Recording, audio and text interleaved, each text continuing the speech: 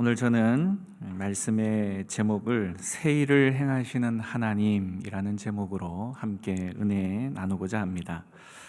우리가 부활하신 주님을 배웠다는 이런 동료 제자들의 말을 믿지 못했던 한 사람, 여러분 예수님의 제자 기억하시죠? 바로 도마입니다. 설령 주님께서 정말 부활하셨다 할지라도 예수님의 못자국 그리고 창자국에 자신의 손가락을 넣어서 확인해 보기 전까지는 결코 믿을 수 없다, 이렇게 단언하던 도마 아니겠습니까? 그러나 그 도마는 자신을 친히 찾아오시게 되어진 부활의 주님을 직접 만나 뵙게 되어지는 그 순간 그저 감탄의 고백만을 터뜨릴 뿐이었습니다. 아, 나의 주님, 나의 하나님이시여. 도마의 고백을 들으신 주님께서 이렇게 말씀하셨죠. 너는 나를 본고로 믿느냐? 아니면 보지 못하고 믿는 자들, 그들이 바로 복되다 라고 말씀하셨습니다. 예수님께서 도마를 꾸짖는 말씀처럼 보일지도 모르겠지만 사실은 도마를 깨우쳐 주시기 위한 깊은 사랑의 권면이었다는 사실, 여러분들은 혹시 아십니까? 성경 원문의 느낌을 좀 살려서 표현을 한번 해보자면, 도마야, 너는 나를 보았기 때문에 믿지 나를 보지 않고도 믿는 사람이 복이 있단다. 보지 않고도 믿는다는 것은 결코 여러분 맹목적인 신앙을 의미하지는 않습니다. 이 말의 참된 의미는 이미 본 것만으로도 충분하다라는 말이죠. 주님께서 제자들과 이 땅에서 3년 동안 함께 거하시는 동안 예수님의 이 하나님 되시는 표적을 사실상 얼마나 많이 보여주셨습니까? 유한한 우리의 감각 기관을 통해서 인지한 것만을 믿으려 한다면 사실 우리의 믿음은 보잘것없는 이 우리 자신을 절대로 뛰어넘을 수가 없을 것입니다. 유한한 우리 안에 갇힌 믿음은 어떤 경우에도 그렇게 되어지면 참된 믿음이 될 수가 없겠죠. 따라서 이제부터는 이 유한한 눈으로 본고로 믿는 것이 아니라 이미 본 것을 토대로 해서 지금 우리의 육안으로 볼 수 없는 것을 믿음으로 보라는 것입니다. 믿음으로 보는 믿음, 그 믿음만이 나를 뛰어넘어서 하나님과 하나님의 역사 속에 거할 수 있는 참된 믿음이 되는 것입니다. 우리는 새해를 향해서 새로운 항해를 시작했습니다. 오늘이 며칠이죠? 네, 벌써 12월이 지났습니다. 이 새로운 출항에 무엇보다도 하나님의 크신 은총이 성도님들의 가정과 일터에 충만하기를 간절히 축원드립니다. 올 한 해도 단 한순간도 예외가 없이 하나님께서 여러분들과 함께 계시는 분이심을 어떠한 경우에도 놓치지 않는 성숙한 믿음을 소유하는 분들이 되시기를 간절히 축원드립니다. 올 1년 동안 보잘것없는 우리의 뜻이 아니라 천지를 창조하신 전능하신 하나님의 뜻이 시, 공간을 초월해서 여러분의 삶 속에서 아름답게 결실되기를 주님의 이름으로 다시 한번 축원드립니다. 하나님께서는 오늘 바벨론으로 끌려가서 포로 생활의 고통 가운데 있는 이스라엘 백성들에게 이렇게 말씀하셨습니다. 우리가 읽은 본문 43장 19절에 보라, 내가 새 일을 행하리니 이제 나타낼 것이라. 사실 곰곰이 따져보면 우리는 솔로몬의 전도서에서의 고백에 동의하지 않을 수가 없을 것입니다. 전도서 1장 9절과 10절 말씀에 이미 있던 것이 후에 다시 있겠고 이미 한 일을 후에 다시 할지라. 해 아래는 새 것이 없나니 무엇을 가리켜 이르기를 보라 이것이 새 것이라 할 것이 있으랴. 우리가 있기 오래전 세대들에도 이미 있었느니라. 여러분 100번 옳은 말이죠. 우리는 새롭게 시작한 2024년도를 가리켜 새해라고 부르지만 과연 무엇이 새롭습니까? 어제와 별반 다를 바 없어 보이는 하루하루 벌써 10여일이 지난 거 아니겠습니까? 그럼에도 우리에게 새해가 반드시 있어야 하는 이유가 있습니다. 먼저 새해가 있기 때문에 우리는 새롭게 무엇인가를 다시금 다짐하고 시작할 수가 있다는 것이죠. 만약 새해라는 이 계기가 주어짐 없이 인생 그저 70년, 80년 계속 되어지기만 한다면 여러분 얼마나 그 세월들이 지겹고 또 나태해지겠습니까? 좌절과 절망 속에 빠진 자에게 새해라는 이 매듭이 없다면 무엇을 동기로 해서 자신을 새롭게 추스리며 다시 일어설 수 있겠냐라는 겁니다. 그러나 365일마다 새해라는 새로운 도전이 우리에게 주어지기에 우리는 모든 권태와 타성 그리고 실패와 낭망을 딛고 일어서서 새롭게 시작 한번 해보자라는 그러한 계기가 마련이 되어지는 것입니다. 이런 의미에서 인생의 평균 70번, 80번의 새해, 즉 새로운 도전의 계기가 주어진다라는 것은 크나큰 은총이 아닐 수가 없습니다. 또한 하나님에 의해서는 정말 새해가 주어질 수 있다는 것입니다. 여러분 믿으십니까? 해 아래 새 것이 없기에 인간에 의해서는 묵은 해의 연속일 수밖에 없겠지만 만물을 새롭게 하시는 하나님으로 인해서는 2024년은 여러분 전혀 새로운 새해가 될 수 있습니다. 기대가 없으신가요? 지금부터 2600년 전 이스라엘에서도 365일마다 어김없이 새로운 해가 시작되곤 했습니다. 그러나 아무리 새해가 거듭되어도 그들에게는 별다른 소망이 없었습니다. 이스라엘은 타락과 방종, 죄악과 어둠의 연속일 수밖에 없었기 때문이죠.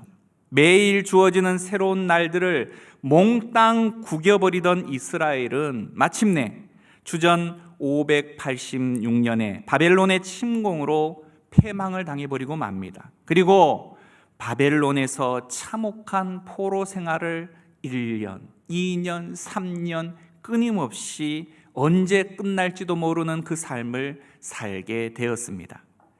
그 비참한 포로 생활 중에도 새해는 어김없이 찾아왔지만 포로 생활의 고통과 절망, 눈물로 얼룩진 날들은 이내 낡은 해로 변색이 되어져 버리고 말았습니다.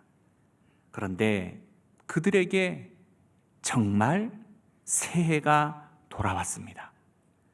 여전히 바벨론에서 눈물겨운 포로 생활 중에 있기는 했지만 그들이 그곳에서 하나님 앞에 진심으로 회개하고 바로 섰을 때 하나님으로 인해서 그들의 묵은 시간들, 낡은 그 해는 이제 전혀 새로운 해로 일구어지기 시작했기 때문인 것입니다. 본문 18절, 19절 상반절을 통해서 하나님께서 이스라엘 백성들에게 이렇게 말씀하십니다. 너희는 이전 일을 기억하지 말며 옛날 일을 생각하지 말라. 보라, 내가 새 일을 행하리니 이제 나타낼 것이라. 하나님께서 당신 앞에 바로 선 이스라엘을 위하여 예비하신 새 일이 얼마나 엄청났던지 너희는 옛적 일을 기억하지도 생각하지도 말라라고 하셨습니다. 예전에 있었던 그 어떤 일과도 비교할 수 없는 새 일을 그들에게 펼쳐 주실 것이다 라고 약속해 주신 것이죠. 하나님께서 기억하거나 생각하지도 말라는 그 옛적 일, 그것이 무엇일까요? 본문 15절에서 17절이 설명하는 그 내용은 바로 출애굽의 역사입니다. 400년 동안 애굽에서 노예 생활하던 이스라엘 백성들을 해방시키고 그들 앞에 홍해가 가로막혀져 있었을 때 홍해를 갈라 그들에게 길을 열어주셨죠. 또한 그들을 추격하는 애굽 군대를 홍해 속에 수장시켜 버리셔서 이제 이스라엘을 완전한 자유인으로 만들어 주신 그 놀라운 대역사, 그것이 바로 큰 역사였습니다. 따라서 이스라엘에게 출애굽의 역사는 그들이 결코 잊을 수 없는 민족적 쾌거 중의 쾌거였습니다. 그런데 하나님께서는 지금 바벨론의 포로인 이 이스라엘에게 그 놀라운 출애굽의 역사와는 비교도 안 될 새 일, 무엇이었겠습니까? 바로 바벨론 포로 생활로부터의 해방을 주시겠다라고 약속을 하고 계신 것입니다. 꿈에도 그리던 고국 예루살렘으로의 귀환. 여러분, 우리나라가 일제로부터 그렇듯 종살이와 같은 삶을 살다가 8.15 해방을 경험하면서 거리마다 태극기를 휘날리며 뛰어다녔던 그들의 가슴 벅찬 그 환희를 여러분 상상이나 할 수 있겠습니까? 이스라엘 백성 그들도 이제 고국으로 돌아가서 감격의 눈물을 흘리며 하나님께 드릴 수 있는 새로운 예배를 잔뜩 기대하고 있습니다. 그곳에서 하나님과 더불어 시작되어지는 새로운 삶이 이제 그들에게 펼쳐질 것입니다. 이사야 선지자의 다음의 성경 구절은 당시 이스라엘에게만이 아니라 지금의 우리에게도 동일하게 말씀하시는 것이기 때문에 우리는 주목해야만 합니다. 본문 19절을 다시 보실까요? 보라, 내가 새 일을 행하리니 이제 나타낼 것이라. 너희가 그것을 알지 못하겠느냐? 반드시 내가 광야의 길을, 사막에 강을 내리니. 하나님께서는 보라, 새 일을 행하시겠다라고 말씀하시면서 그 새 일이 뭐라고 말씀하시는 겁니까? 반드시. 어디에요? 광야의 길을. 어디에요? 사막에 강을 내시겠다. 이스라엘 광야는 나무 한 그루 풀 한 포기는 물론 방향을 식별 가능하게 해줄 어떠한 표식도 전무하고 식수도 없죠. 그런데 하나님께서는 그 죽음의 광야 속에 길을 내시겠다라고 말씀하십니다. 그 사망의 사막 속에 강물을 터뜨릴 것을 약속해주고 계신 것입니다. 한마디로 죽음의 땅을 생명의 진원지로 만드시겠다라는 약속이라는 겁니다. 정말 놀라운 약속 아닙니까? 하지만 문제가 있습니다.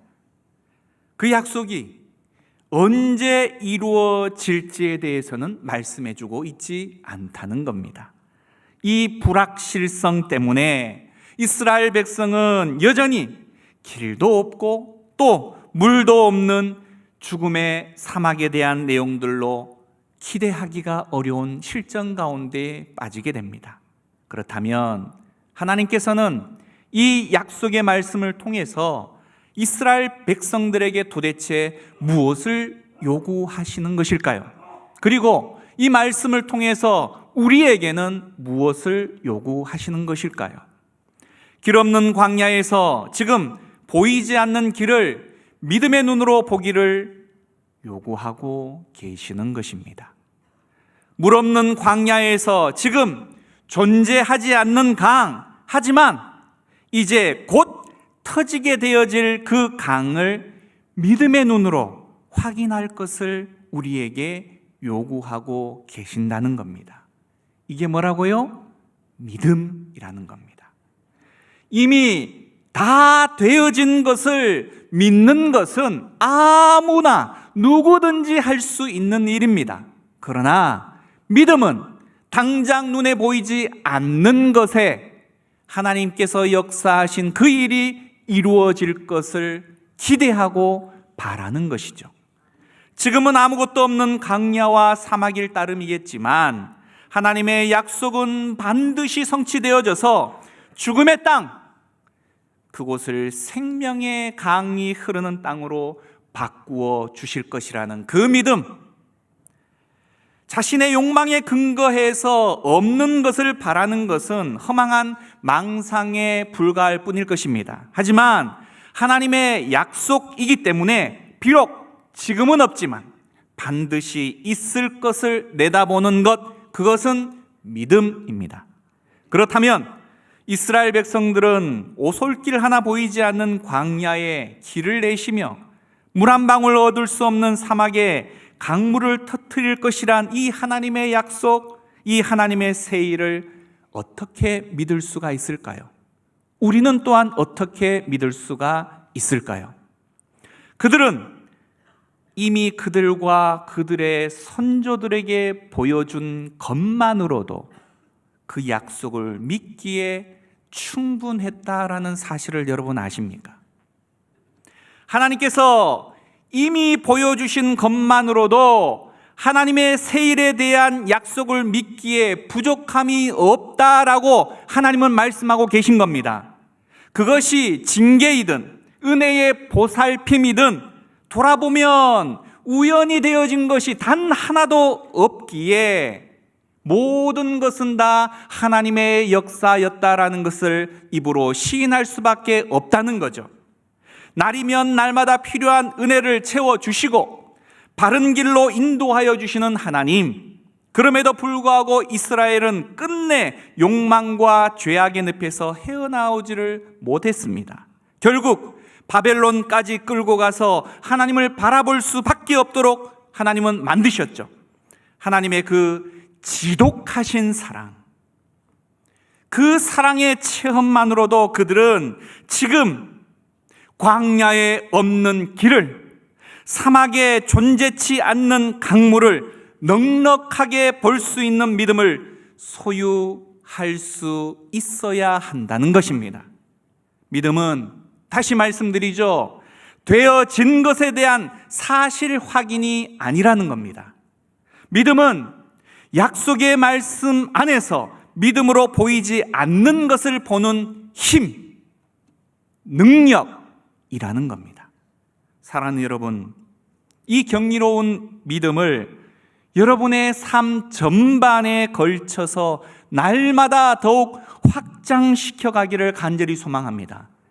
하나님께서 우리에게 이미 베풀어 주신 그 은혜가 여러분의 가정과 일터와 삶 속에서도 하나님께서 행하실 새 일을 믿기에 충분하다라고 말씀하고 계십니다. 여러분의 구원이 지금 이미 도저히 상상치도 못할 일이었다라는 것을 여러분의 입으로 시인하고 있지 않습니까? 내가 잘나서 이 자리에 있는 것 아니라는 거 다 알고 계시지 않습니까? 본 것만을 믿는 것이 아니라 본 것을 토대로 보이지 않는 것까지 믿음으로 볼 수 있는 그 힘, 그 힘이 있을 때 비로소 광야와 같은 길을 걷는 이들의 영혼의 구원의 길을 내시고 생명의 강물을 터뜨리시는 임마누엘 되시는 하나님 예수 그리스도를 진정으로 만날 수 있게 되는 것입니다. 광야 한가운데 떨어져 장렬하는 태양으로 괴로움 중에 계신 분이 있다면 눈에 보이는 쓴 고통으로 얼마든지 절망할 수 있습니다. 하지만 성도는 그 속에서 새롭게 하나님께서 일구실 보이지 아니하는 하나님의 길, 이제 곧 그곳에서 터지게 되어질 생명의 강물을 기대하고 믿음으로 구할 수 있어야 한다는 겁니다. 하나님께서 때로 우리를, 또 가정을, 그리고 믿음의 공동체를 광야로, 사막으로 이끌어 가실 때가 있습니다. 만약 하나님께서 그렇듯 우리를 그곳으로 이끌어 가셨다면 그저 우리를 그곳에서 비참하게 살라고 버려두시기 위함이 아니라는 사실을 우리는 기억해야만 합니다. 우리가 거기를 통하지 않고서는, 거기를 통해서야만 비로소 우리가 나아가야 할 참된 길, 얻어야 할 참된 생명을 얻을 수 있기 때문임을 기억해야만 합니다. 히브리서 기자는 믿음은 바라는 것들의 실상이요, 보지 못하는 것들의 증거라고 말씀했습니다. 그저 좋은 말이구나 라는 뜻이 아니라 이 말씀은 사실이고 진리입니다. 이제부터는 하나님의 약속 안에서 아직 보이지 않는 것을 믿음으로 보는 자들이 되어져서 그저 불안해하거나 답답해하거나 걱정이 태산이다 이렇게 말하기보다 믿음 안에서 긍정의 말을 주고받을 수 있는 우리 공동체 모든 성도들이 되어지기를 간절히 소망합니다. 서로를 향해 한번 격려하시죠. 믿음 안에 평안을 누립시다. 아멘. 그때 우리는 우리를 향하여 펼치시는 하나님의 새 일 속에 거하는 진정한 새해를 누리게 되어질 줄 믿습니다.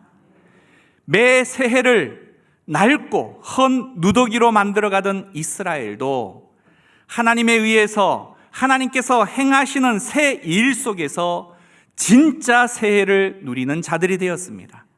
우리도 여느 때와 동일한 그저 그런 새해 2024년이 아니라 믿음 안에서 길이 기억될 만한 새해가 되어질 수 있도록 말씀 안에서 은혜를 풍성히 누려가시길 원하고 더 깊은 기도로 하나님과 더욱 가까워질 수 있기를 간절히 소망합니다. 그러면 어떠한 두려움, 어떠한 걱정 앞에서도 당당히 맞설 수 있게 되어지는 것입니다. 하나님의 역사는 우리가 추측할 수 있는 범주 안에서만 이루어지는 것이 결코 아니라는 것입니다.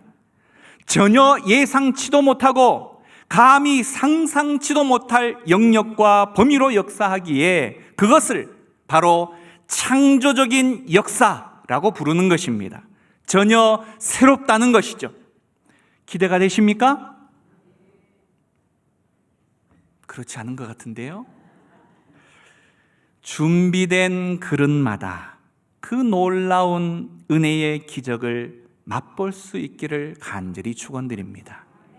올해는 교회적으로 새로운 세대를 열어갈 3대 목사님이 청빙될 것입니다. 그리고 교회는 또한 새롭게 도약할 것입니다.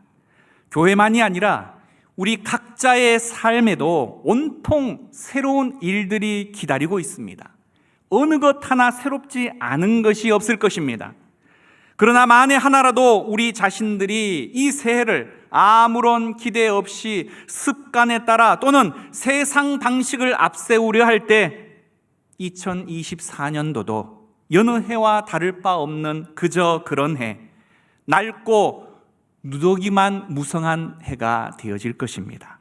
반면 온전히 하나님을 주인으로 모셔 그분의 뜻을 매 순간마다 물어가고 하루하루를 기대를 통해 믿음의 걸음을 내딛게 되어질 때 2024년은 하나님의 새로운 일들로 가득 채워지는 해, 우리 앞에 그 해가 펼쳐질 것이고 우리를 새롭게 하시는 그 놀라운 하나님의 은혜의 해가 되어질 줄 믿습니다. 우리 모두는 그래서 새로운 해를 갈망해야 합니다. 어제와 같지 않은 인생의 크나큰 전환점, 우울했던 일상에서 기대와 소망이 넘치는 그 은혜, 묶였던 모든 족쇄에서 진정으로 해방되어지는 그 일이 2024년에 이루어질 줄 믿습니다.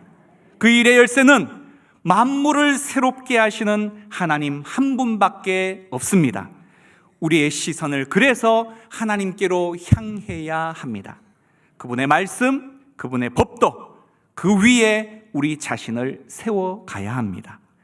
전도서 1장 9절을 통해서 해 아래는 새 것이 없다라고 탄식하던 솔로몬은 전도서의 결론을 이렇게 끝내고 있습니다. 전도서 12장 13절 말씀에 일의 결국을 다 들었으니 하나님을 경외하고 그의 명령을 지킬지어다.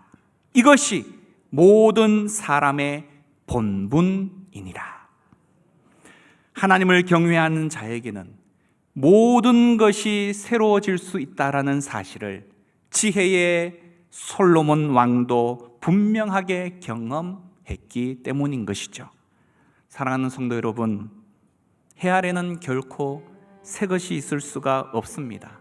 그러나 하나님을 경외하는 자에게는 모든 것이 새로울 수 있습니다.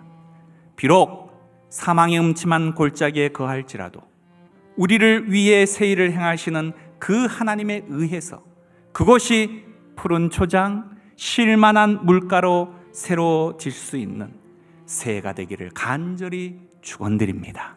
이 시간 함께 기도하시죠. 우리 주는 위대하며 능력이 많으시도다. 그의 지